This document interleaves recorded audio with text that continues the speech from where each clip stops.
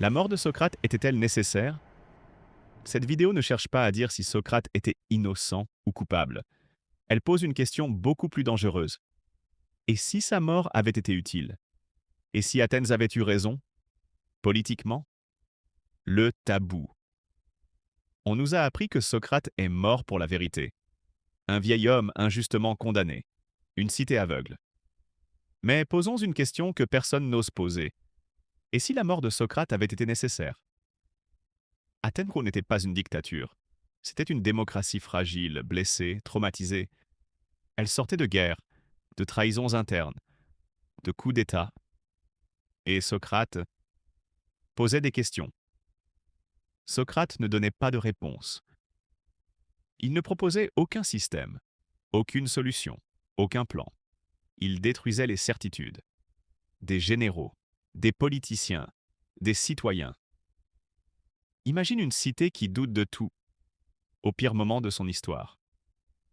Le problème n'était pas la vérité. Le problème était l'effet de la vérité. Une jeunesse qui se moque des lois, des institutions ridiculisées, une autorité dissoute.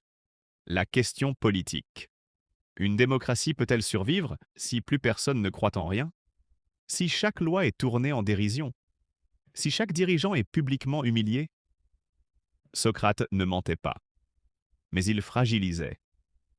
La mort comme message. Le procès de Socrate n'était peut-être pas une vengeance. C'était un avertissement, une frontière, une manière de dire il y a un moment pour douter et un moment pour protéger la cité. Le choix de Socrate aurait pu fuir. Il ne l'a pas fait. Était-ce du courage ou l'acceptation que sa mort servait quelque chose de plus grand? Si Socrate avait vécu, Athènes aurait-elle tenu? Ou s'est-elle sauvée en le faisant taire? Peut-être que Socrate n'était pas un martyr. Peut-être qu'il était un sacrifice. Une partie de cette histoire est peut-être fausse. À toi de décider laquelle.